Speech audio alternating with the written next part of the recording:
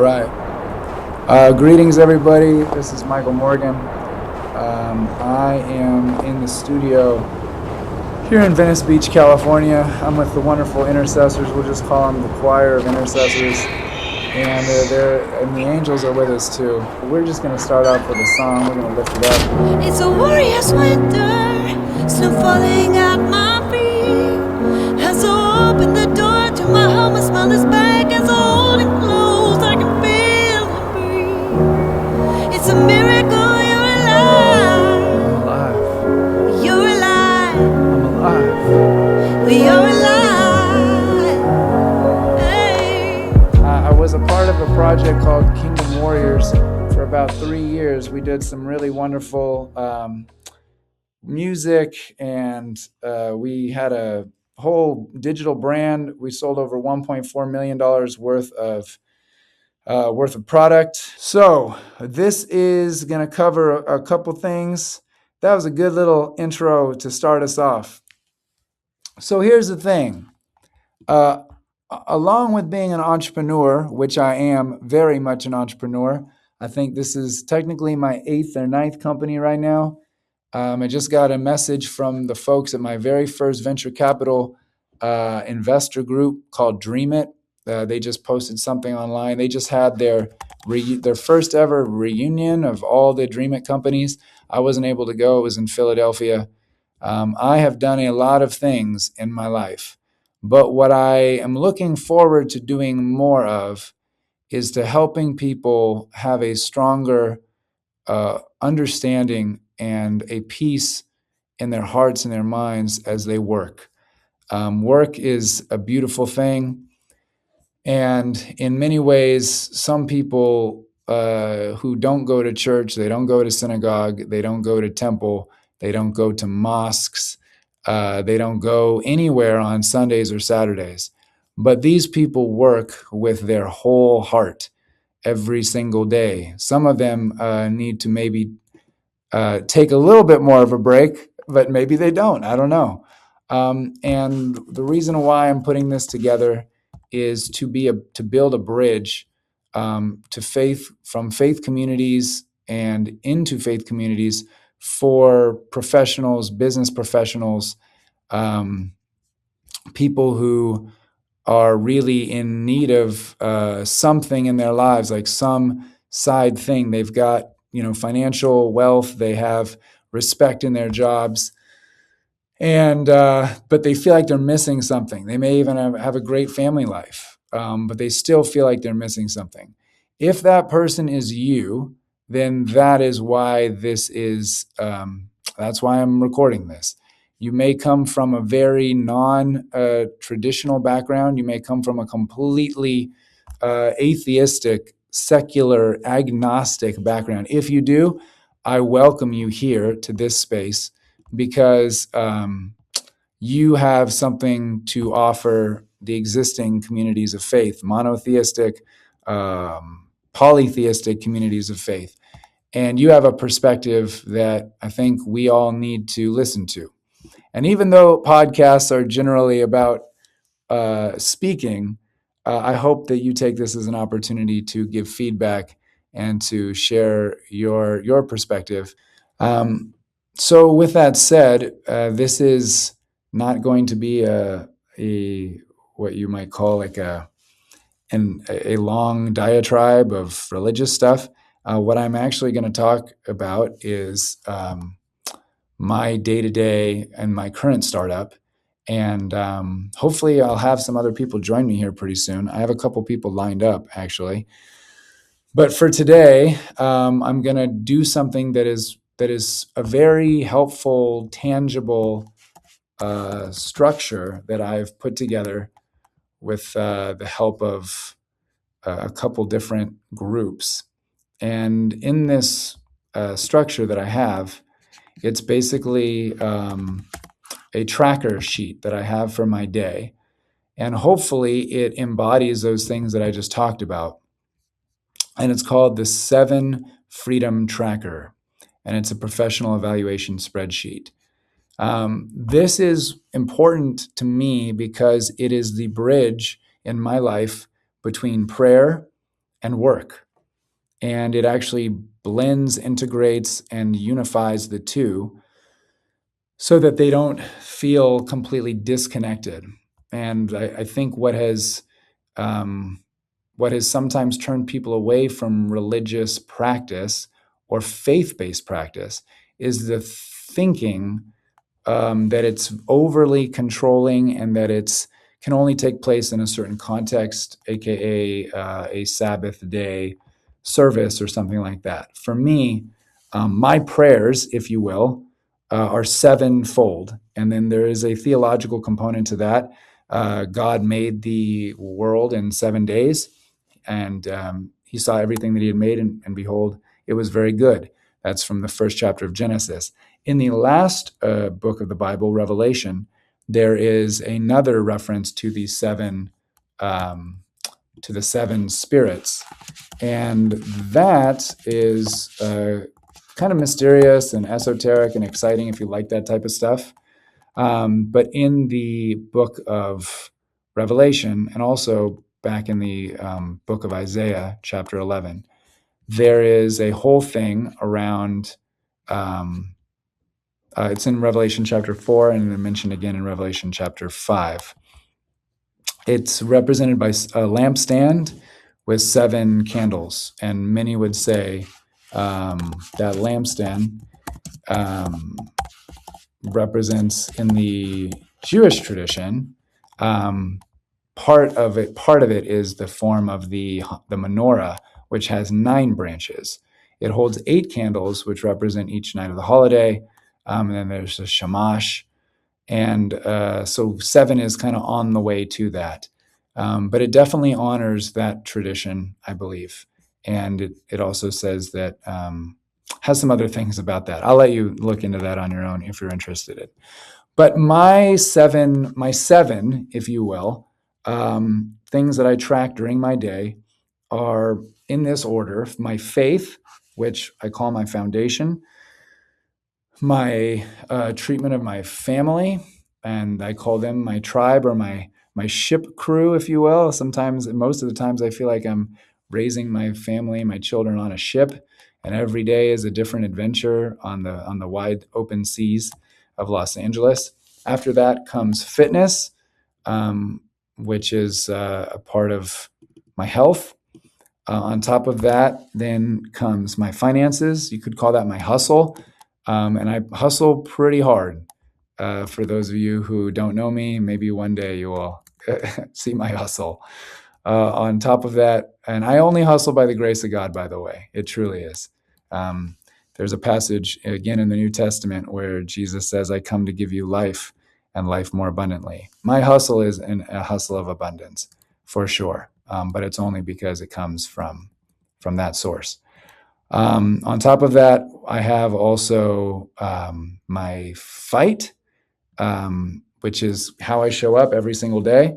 And I really do show up. I was once told by one of my lead investors in the Dream It program, bless her heart, Lori, very sweet woman. She went to work, Lori Racine. She went to work for Kanye West for a little while on his brand, and once asked me to write her a rap song. But she told me that I have a boxer's chin. She said, you're black and blue all over the place. It's like you get knocked down every single day and somehow you get up.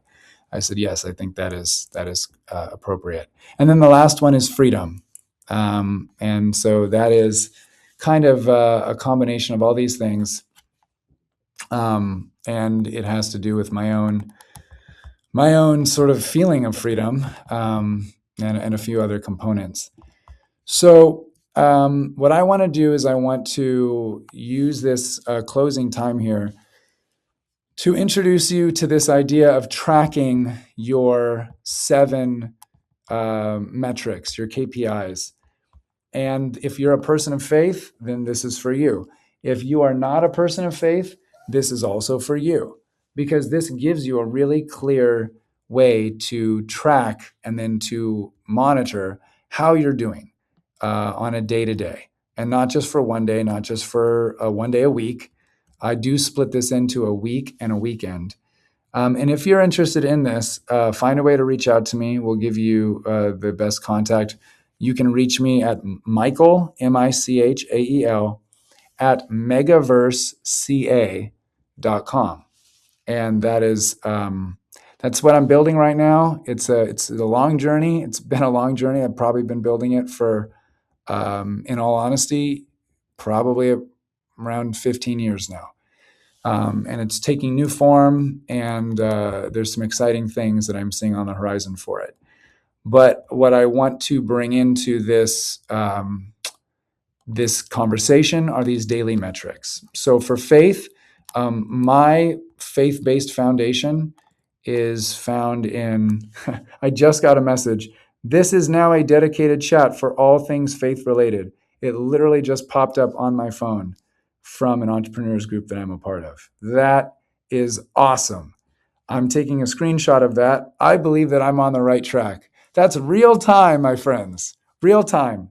I can send that screenshot to anybody. It has the time and it has the now. Wow, that's pretty cool.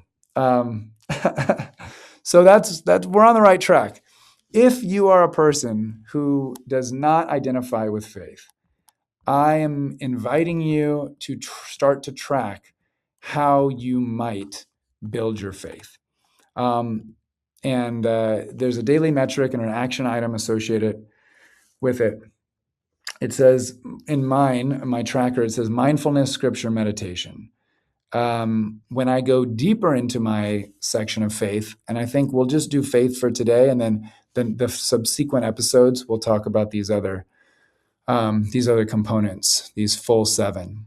The first question that I have on my tracker at the end of the day is, did I complete my primary spiritual or meditative practice this morning to align my spirit before the world could influence me? Now, I am no expert in the world of professional meditation. I'm not. But I do know that almost every major tech entrepreneur who has done anything of true significance has some type of morning ritual. I think we all will agree to that. One person who I know has a morning meditation practice is Jack Dorsey, who is the only person in actual world history to be simultaneously the CEO of 2 publicly traded companies at the same time. Ever.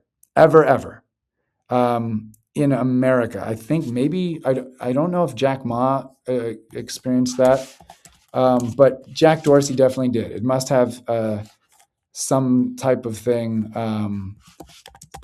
with the name Jack, I guess. So basically, Jack Dorsey was the CEO of Twitter, and he was also the CEO of Block at the same time. Jack Ma did not serve as the CEO of 2 major independent companies at the same time. He served as the CEO of Alibaba Group from its inception in 1999 until 2013, after which he remained executive chairman. But he did also have control over Alibaba, Ant Group, and Structure. But his official role shifted over time, and he was never actually the CEO of 2 companies at the same time. Jack Dorsey, however, definitely was. And so it should tell you something about how important meditation is to this guy's life. He was the CEO of 2 major companies for 6 years total, from 2015 to 2021. He is still the CEO of Block, which at the time was called Square. And he returned to Twitter in 2015. And that's when his run of 6 years of being simultaneously the CEO of 2 companies, publicly traded. That means he's dealing with investors. That means he's dealing with media folks. I mean, that is an incredible accomplishment. And he is not only a huge meditator, but he's also a major proponent of fasting. So here's where I'm going to challenge you all. This is for the audience listening, who has no interest or does not perceive religious practice as viable. I'm going to then tell you, if you can't, I'm going like lower and lower on the bidding scale here. If you can't accept that faith is a foundation in your life, I respect that, and I'm not going to push that on you. If you cannot accept that prayer and even meditation, in the case of Jack Dorsey, he practices a specific form of meditation. He talks about it recently in his Sequoia interview, which I reference in my recent Founders Bay talk that I gave. He maintains a rigorous daily meditation practice consisting of 1 hour in the morning and another hour in the evening. And he talks about having to meditate for 3 hours, holding the same exact position during a meditation retreat that he went on. And how he said what it awakened in him was a realization that meditation was not a mental practice only. It was also a physical practice. And the physical demand that it required of him to be still for 3 hours was something he called the greatest challenge in his life. That should tell you something. If you're a physical person, if you're into that physical fitness, then you should look into some of these things as a type of physical training, discipline, mental discipline that then gives way into the mental and then gives way into the physical. However, if you cannot accept any of those things, I still respect you, and I'm glad you're still listening to this podcast. I am going to ask you then to try to fast. Try to fast. Try to not eat food in the morning, which the English word lays it all out. It should tell you everything that you need to know about that meal in the morning, in the AM. It is called break fast. Have you ever thought about that? All the British people who say, I'm having my breakfast tea, I'm having my morning tea this morning. They're breaking their fast. Why? Because your body naturally goes into fasting while sleeping. You are not eating while you are sleeping. You are sleeping. And your body uses that time to rejuvenate, regenerate, and actually heal itself. And there are things that fasting will reveal to you for 24 hours, and it does something to your body, and that thing is called intermittent fasting is one thing, but when you go into no eating, I don't really know the full way to articulate this. I think it's autophagy, but I'm gonna challenge you, if you're listening, to autophagy, which is the best way for you to fast, to experience fasting that's 24 hours with no food, food into your system. And with that said, I'm going to lovingly wrap up this wonderful time with you all. It's been great to be able to spend this time with you all. And I look forward to our next episode. The next episode is going to be on family.